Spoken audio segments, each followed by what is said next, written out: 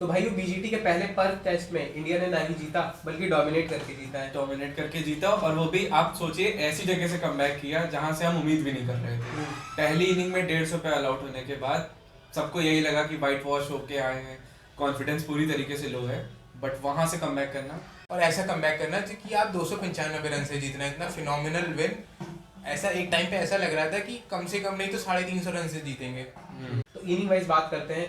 बुमराह ने टॉस जीतकर पहले बैटिंग का फैसला किया और ऑप्टा स्टेडियम में ऑस्ट्रेलिया ने चारों के चार मैच बैटिंग करके जीते हैं। तो क्वाइट अ गुड डिसीजन। बहुत सारे कमेंटेटर्स उसके डिसीजन को क्वेश्चन कर रहे थे क्योंकि इंडियन की बैटिंग अभी सही नहीं चल रही थी, पर उन सारे क्वेश्चन पे उसने फुल स्टॉप लगाया और इतना अच्छा आंसर दिया कि इंडिया 295 रन से जीत गई। Actions do matter. स्टार्क की पहली गेंद मुझे रोरी बंस की याद दिला दी। लेग स्टंप से जाना, बोल्ड हो जाना, बट वाली गेंद ज्यादा स्विंग कर गई तो बाहर निकल गई। वो तो था, वो तो लक अच्छा था यशस्वी जायसवाल का। ऑल दो 0 पे ही आउट हुआ at the and, but still अगर वो भी वैसी बॉल होती जैसे रोरी बंस पे थी कि लेग स्टंप पे जाके मिडिल स्टंप पे बोल्ड मारना, तो अच्छा था। वैसा नहीं हुआ।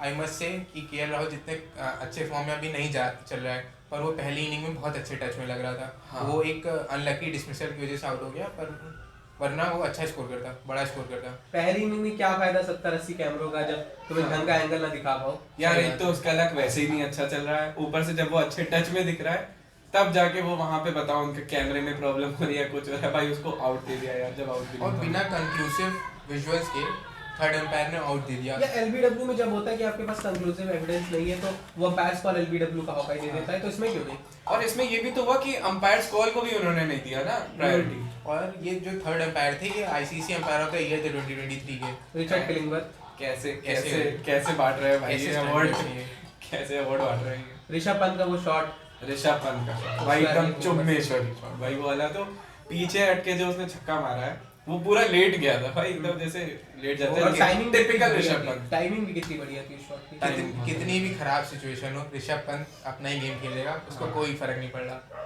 कि हम आउट हो जाएंगे या नहीं होंगे। और इसी वजह से वो सबसे ज्यादा इंपॉर्टेंट प्लेयर है इंडिया का इस टाइम पे। वो एक्स फैक्टर लेके आता है टीम में। नीतीश कुमार रेड्डी जो अपने डेब्यू पे थे, उन्होंने दिखा दिया कि उनको फास्ट ट्रैक क्यों किया गया था। भाई वैसे तो सब यही बात कर रहे थे कि यार इतनी जल्दी कैसे आगे बढ़ा रहे हैं, तुरंत इसको टेस्ट में मौका दे दिया, बट जब उसने बैटिंग करी तो एक तो इतनी टफ सिचुएशन में आया और उसके बाद इतनी बढ़िया बैटिंग करी, वो भी अच्छे स्ट्राइक रेट से। इंडिया की तरफ से सबसे ज्यादा उन्होंने ही बनाए थे। पहली इनिंग में सबसे ज्यादा रन नीतीश कुमार रेड्डी के थे 41 पहली इनिंग में। तो मैच की सेकंड और ऑस्ट्रेलिया के पहली इनिंग पे बात करते हैं। I only believe in Jassi भाई, I am only believe in Jassi भाई, nothing is there to hide. आते ही जसप्रीत ने विकेट लेना शुरू किया और गुच्छे में विकेट लिए। गुच्छे में विकेट लिए। सबसे बड़ी बात तो यही थी कि उनको टिकने ही नहीं दिया गया यार, स्टार्टिंग से लेके लास्ट तक हर एक मतलब छोटे छोटे इंटरवल पे विकेट लेते गए। और बात उसकी भी करनी चाहिए हर्षित राणा की, क्या बेहतरीन डेब्यू है यार उसका। हर्षित राणा ने इंडियंस का सारा कर्जा उतार दिया। सही बात है यार भाई, एक तो इतनी बढ़िया बॉलिंग कर रही, इतनी बेहतरीन स्विंग जा रही थी बॉल उसकी, और फिर वो मिचेल स्टार्क से पैटर्न जो हुआ उसका, क्या लगता है वो तेज तो डालता है, याद रहेगा। तेज तो डालता है यार ऑफ कोर्स। और बुमराह ने 2 बॉल पे 2 विकेट लिए, उसमें से एक स्टीवन स्मिथ का था जो कि गोल्डन टेक पे आउट हुआ। और वो भी शायद 10 साल बाद हुआ है। 10 साल पहले डेल स्टेन ने किया था उसको 2014 में। आखिरी विकेट की पार्टनरशिप थोड़ी तो फ्रस्ट्रेट कर दी थी स्टार्क और हेजलवुड की। काफी लप्पे तो लगा रहे थे कि कौन सा कनेक्ट हो जाए, बट हुआ नहीं। लप्पे भी लगा रहे थे और फिर मिचेल स्टार्क ने कितनी ज्यादा गेंदें की। सबकी ऐसी एस्टिमेशन थी कि ऑस्ट्रेलिया 100 के अंदर ही आउट हो जाएगी, पर वो दूसरे दिन था, पिच का मॉइस्चर कम हो चुका था, बॉल स्विंग कम हो रही थी, बैटिंग एडिशंस अच्छी थी, तो घास भी मर गई थी, तो उन्होंने थोड़ी बैटिंग की। और स्टार्क ने एक बॉलर ने 100 से ज्यादा बॉल खेली और सबसे ज्यादा उसी ने शायद रन मारे उनकी तरफ 25 रन, शायद 25 या 21।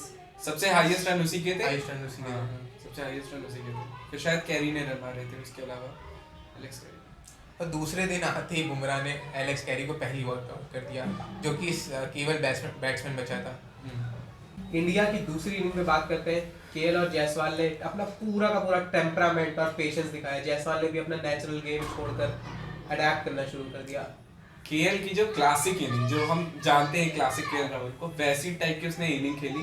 पूरे टाइम वो एंकर का काम करता रहा और जायसवाल ने भाई दिखाया कि वो क्यों यार उसको इतना ज्यादा मौका मिल रहा है और वो कैसे इतना ज्यादा अच्छा करता जा रहा है। जायसवाल ने अपने नेचुरल गेम से हट के कंडीशन के हिसाब से अडैप्ट किया और उसने वंडर्स किए। और एक मैं स्टैट बताना चाहूंगा, Jaiswal most sixes in a calendar year लगाने वाले टॉप के बल्लेबाज बन गए। हाँ, वो भी पीछे किसको छोड़ा? बेसबॉल के कार्यकर्ता बेसबॉल के कार्यकर्ता ब्रेंडन ब्रेंडन मैकलम मैकलम भाई, उसको पीछे छोड़ के 32 थे ना शायद उसके कैलेंडर ईयर में।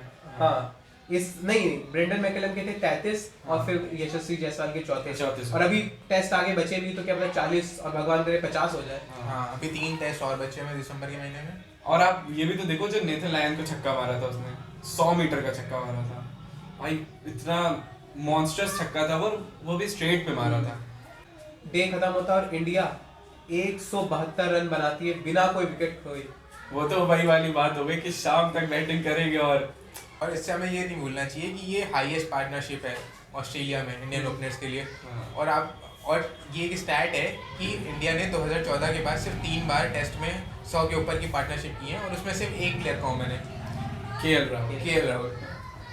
ऑस्ट्रेलियन सॉइल पे पहली बार 200 और ऑस्ट्रेलियन सॉइल पे जायसवाल का पहला 50 और रैम्प शॉट लगा के जायसवाल का पहला 50। अच्छा ये भी बात है कि सब जायसवाल की बात कर रहे हैं यहाँ पे, पर केएल को कोई इतना वो नहीं दे रहा है। बट जैसे केएल ने पहली इनिंग में रन मारे, उसके बाद फिर सेकंड इनिंग में जब उसने इनिंग को अपने बड़ा किया तो शायद 77 रन की उसने इनिंग खेली और इतनी बेहतरीन, इतनी क्लासिक इनिंग खेली। और वो तीसरे दिन सुबह जल्दी आउट हो गया जब बॉलर्स फ्रेश थे और बॉल स्विंग हो रहा है। एक बढ़िया आउट स्विंग डिलीवरी थी जो कि केएल राहुल को लगा सीधी होगी बट वो बाहर चलती चली गई।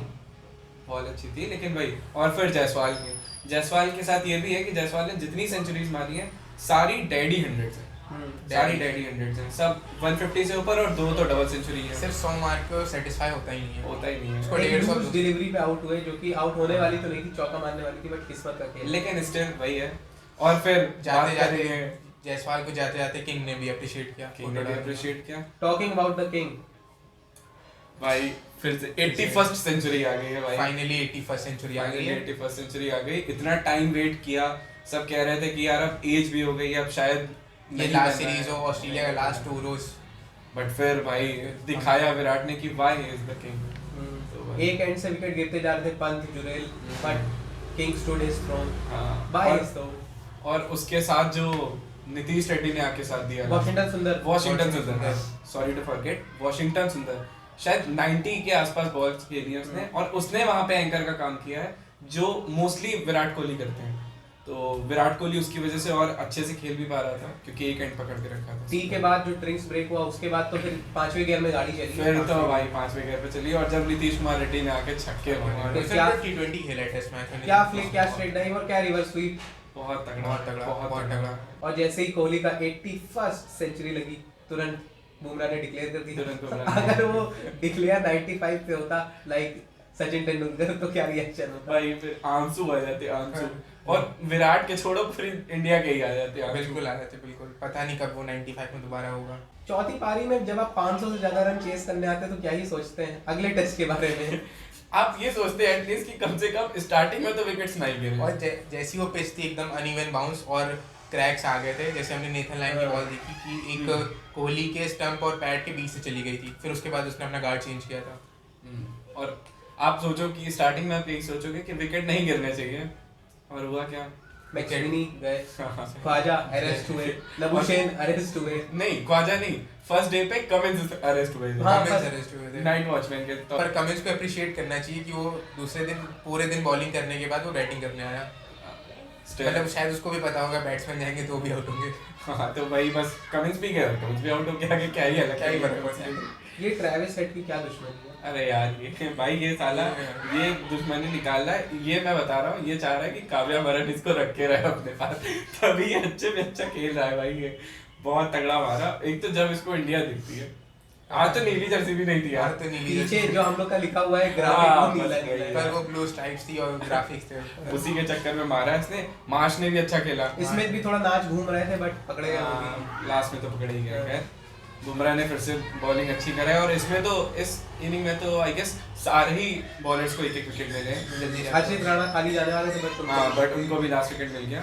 तो इसके साथ इंडिया ने 295 रन्स की मॉन्स्टर्स विन करी। इस विन के बाद ऑस्ट्रेलिया जरूर बैकफुट पे होगा। अभी तो पहला टेस्ट खत्म हुआ, क्या लगता है डे नाइट टेस्ट का एडिलेड में? अभी तो एक मीठा सा सरदर्द है इंडियन टीम के लिए कि रोहित आए हैं, गिल का क्या होगा, डीडीपी कहाँ जाएंगे? यार जुरेल अगर की भी बात है। जुरेल की भी बात है, और फिर मेनली केएल को क्या करेंगे अब, क्योंकि अब ओपनिंग पे तो उसने अच्छा किया है, तो ऑल दो खेलना तो उसको ओपनिंग पे ही चाहिए, बट रोहित शर्मा आएगा तो ऑफकोर्स उसको नीचे जाना पड़ेगा, और शुभमन गिल भी वापस आएगा तो और शुभमन गिल भी प्रॉब्लम है। तो क्या होना चाहिए? मेरे हिसाब से मुझे लगता है कि रोहित को तीसरे नंबर पे भी खेल लेना चाहिए कुछ टाइम के लिए, और गिल को जुरेल की जगह खिला लेना चाहिए। तुम्हारा क्या ठीक है अमृत? मेरा यही है कि रोहित को तीसरे नंबर पे आना चाहिए और गिल को नीचे खेलना चाहिए। मेरा भी कुछ सिमिलर है कि रोहित को 3 नंबर पे, 4 पे कोहली और 5 पे पंत की जगह गिल, 6 पे पंत, तो जुरेल और पडिक्कल बाहर होंगे, और तब ऐसे, क्योंकि फिर यार केएल को शायद यहाँ से तो नहीं हटाना चाहिए। तो एडिलेड टेस्ट में अभी कुछ दिन बाकी हैं, तो आप लोग बताइए क्या चेंजेस होने चाहिए। तो अगर आपको वीडियो पसंद आई हो तो लाइक, शेयर और सब्सक्राइब करिए, ताकि आगे भी काफ़ी सारी क्रिकेटिंग वीडियोस आती रहे।